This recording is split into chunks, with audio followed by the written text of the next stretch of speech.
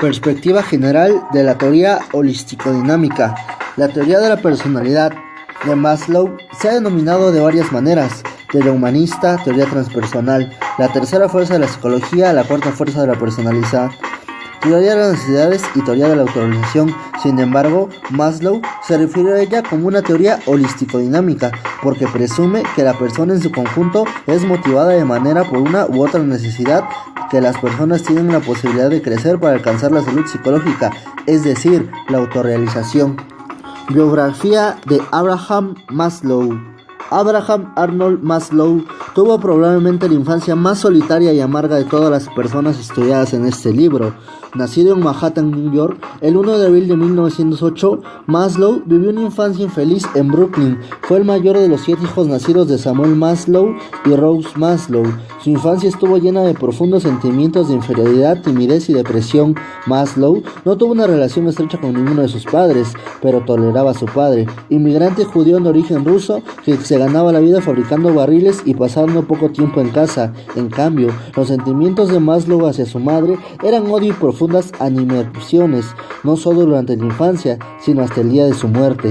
Pocos años después de la muerte del propio Maslow, pese a los muchos años de psicoanálisis, nunca superaría este odio hacia su madre y hasta se negaría a asistir a su funeral.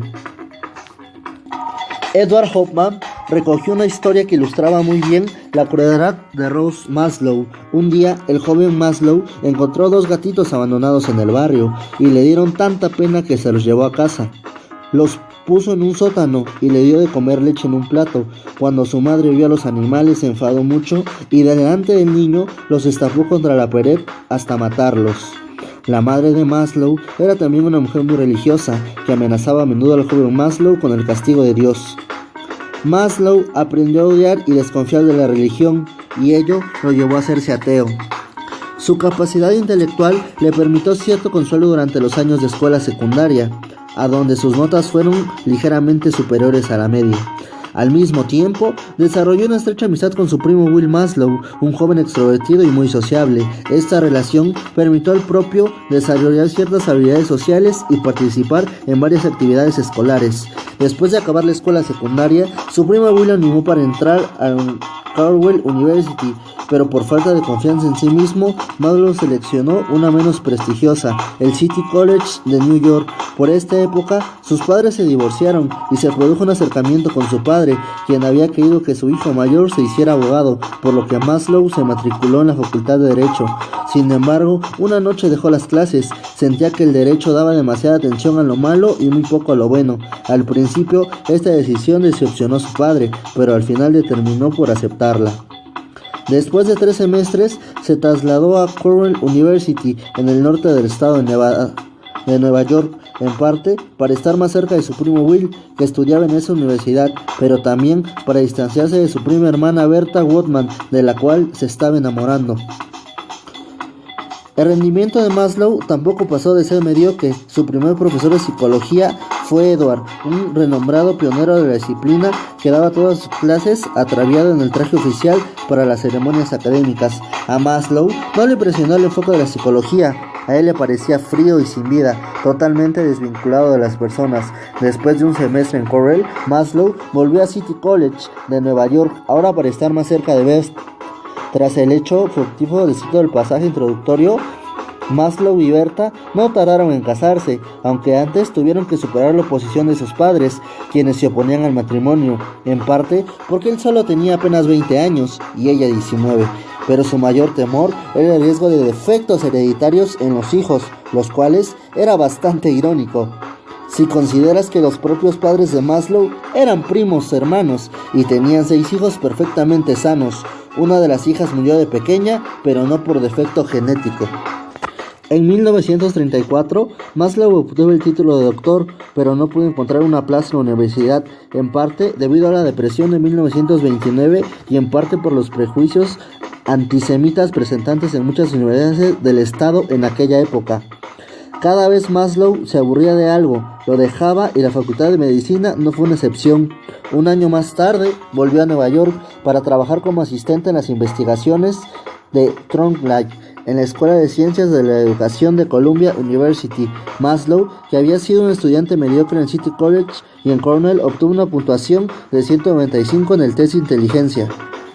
Vivir en Nueva York durante los años 30 y 40 le dio a Maslow la oportunidad de estar en contacto con muchos de los psicólogos europeos que habían huido del mal gobierno nazi. A mediados de los años 40, la salud de Maslow empezó a deteriorarse. En 1946, con 38 años, sufrió una extraña enfermedad que lo dejó extenuado. Al año siguiente, se dio de baja por motivos de salud y se trasladó con Berta y sus 2 hijas a Pleasanton, California, donde ejerció la función de jefe de planta de una filial a la Maslow Cooper Company. Este trabajo liviano le permitió leer biografías e historias en su búsqueda de información sobre personas autorrealizadas. Un año después, su salud había mejorado y volvió para dar clases en Brooklyn.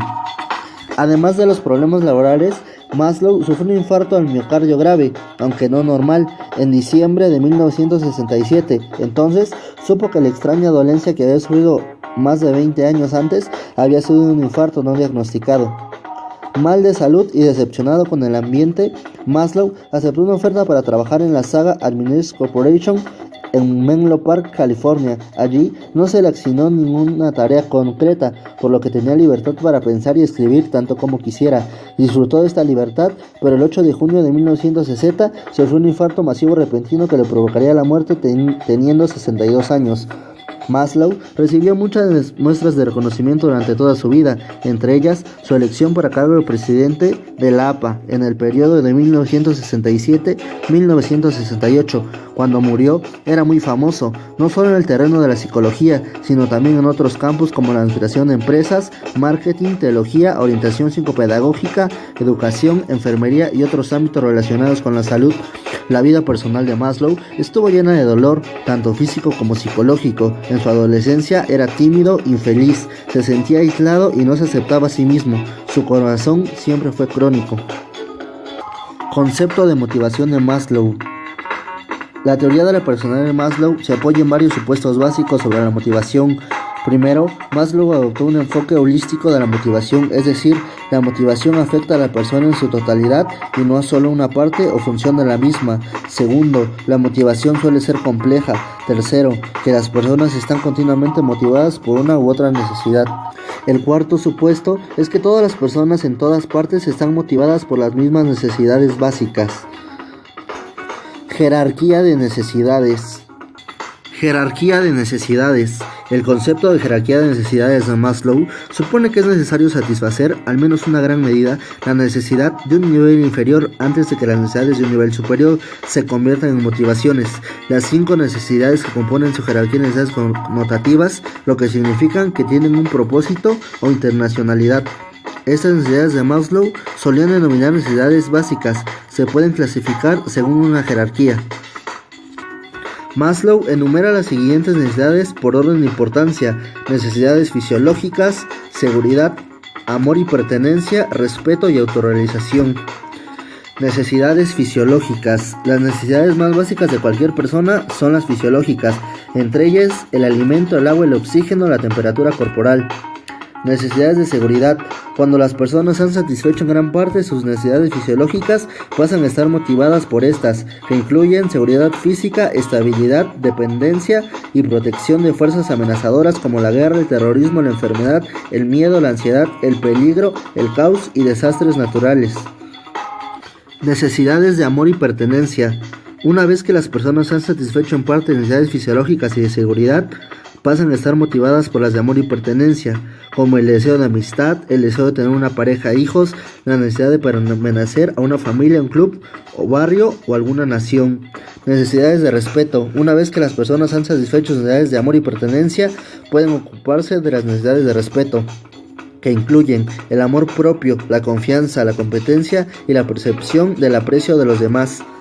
Necesidades de autorrealización. Cuando se han satisfecho las necesidades de un nivel inferior, las personas pasan de manera más o menos automática al siguiente nivel. Sin embargo, una vez satisfechas las necesidades de respeto, no siempre pasan al nivel de autorrealización. Al principio, supuso que necesidades de autorrealización se hacían fuertes siempre que se hubieran cumplido las necesidades de respeto, pero en los años 60 advirtió que muchos jóvenes estudiados de Berkeley y otras universidades del país habían satisfecho sus necesidades de niveles inferiores. Necesidades de autorrealización abarcan el logro personal, la realización del potencial de la persona y un deseo de creatividad en toda la extensión de la palabra. Necesidades estéticas. A diferencia de necesidades connotativas, las estéticas no son universales, pero mínimo algunas personas en todas las culturas parecen estar motivadas por necesidades de belleza y de experiencias estéticamente agradables. Necesidades connotativas. Cuando las necesidades connotativas están bloqueadas, todas las necesidades de la pirámide de Maslow se ven amenazadas, es decir, el conocimiento es necesario para satisfacer cada una de las 5 necesidades básicas o connotativas. Necesidades neuróticas. La satisfacción de necesidades connotativas, estéticas y cognitivas es fundamental para la salud física y psicológica. Las frustraciones de mismas provocan cierto nivel de patología, en cambio las necesidades neuróticas siempre generan patologías. Por definición, improductivas, perpetúan un estilo de vida enfermizo, no aportan nada a los esfuerzos de la autorrealización. Privación de las necesidades. La falta de satisfacción de cualquiera de las necesidades básicas provoca algún tipo de patología. La privación de las necesidades fisiológicas genera desnutrición, fatiga, falta de energía, obsesión sexual, etc. Las amenazas a la seguridad provocan miedo, incertidumbre y aprensión. Cuando las necesidades de amor no se satisfacen, la persona se muestra defensiva, demasiado agresiva o tímida. La ausencia de respeto provoca inseguridad, menosprecio y falta de confianza en sí mismo. La privación de necesidades de autorrealización también genera patologías o más exactamente metapatologías. Autorrealización. Las ideas de Maslow sobre la autorrealización surgieron poco tiempo después de que obtuviera el título de doctor, cuando empezó a reflexionar sobre por qué sus dos profesores en Nueva York, la antropóloga Ruth y el psicólogo Max, eran tan diferentes de los demás. Para Maslow, estas dos personas presentaban el máximo nivel de desarrollo humano, que él denominó autorrealización. Criterios para la autorrealización. En primer lugar, no sufrían psicopatologías, no eran neuróticos ni psicóticos, no tenían tendencia a sufrir trastornos psicológicos. En este criterio es importante porque algunos individuos neuróticos y psicológicos tienen algunos rasgos en común con las personas autorrealizadas. En concreto, características como un sentido de la realidad acentuado, experiencias místicas, creatividad y distancia a los demás. En segundo lugar, estas personas autorrealizadas habían avanzado según la jerarquía de necesidades. El tercer criterio para la autorrealización de Maslow era la aceptación de los valores B. El último criterio para alcanzar la autorrealización era el aprovechamiento pleno de los talentos, capacidades y potencialidades. Características de las personas autorrealizadas. Maslow afirmaba que todos los seres humanos tienen potencial para llegar a ser personas autorrealizadas. Las personas deben satisfacer con regularidad el resto de necesidades y adaptar los valores B. Percepción más diferente de la realidad. Personas autorrealizadas tienen más facilidad para detectar la falsedad de los demás. Aceptación de sí mismos, de los demás y de la naturaleza. Las personas autorrealizadas pueden aceptarse a sí mismas tal y como son. Espontaneidad, sencillez y naturalidad. Las personas autorrealizadas son espontáneas, sencillas y naturales. Interés por los problemas más allá de sí mismos. Una cuarta característica de las personas autorrealizadas es interés por los problemas de los demás. Necesidades de intimidad. Las personas autorrealizadas tienen una capacidad para distanciarse de los demás que les permite estar solos sin sentir soledad. Autonomía. Las personas autorrealizadas son autónomas y dependen de sí mismos para su crecimiento, aunque en algunos momentos del pasado necesitaron amor y seguridad de los demás. Apreciación permanente de las cosas buenas de la vida. Escribió que las personas autorrealizadas tienen la admirable capacidad de apariencia una y otra vez, de manera natural e ingenua. Las cosas buenas de la vida mostrarán admiración, placer, asombro e incluso éxtasis. La experiencia cubre. Mientras proseguía con su estudio de las personas autorrealizadas, Maslow descubrió que muchas de estas personas habían tenido experiencias místicas que de algún modo les daban un sentimiento a la trascendencia. Al principio pensó que estas dominadas experiencias cumbre eran mucho más comunes entre las personas autorrealizadas que entre las personas no autorrealizadas. Las personas autorrealizadas poseen espíritu comunitario, relaciones interpersonales profundas. Existe una cualidad de las personas autorrealizadas, relacionan con un espíritu comunitario que conlleva sentimientos profundos e intensos hacia los demás. También un carácter demócrata, sentimiento del humor filosófico, tienen creatividad, resistencia a las convenciones sociales, amor, sexo y autorrealización. El complejo de Jonas. Según Maslow, todos nacemos con la voluntad de alcanzar la salud mental. Otro obstáculo que a menudo bloquea el avance de las personas hacia la autorrealización es el llamado complejo de Jonas, que se puede descubrir como miedo de nuestra propia grandeza. Psicoterapia. Para Maslow, el objetivo de la psicoterapia sería que los clientes adopten los valores B, es decir, que los valores de verdad, la justicia, la bondad, la sencillez. Para lograr este objetivo, los clientes deben liberarse de su dependencia de los demás.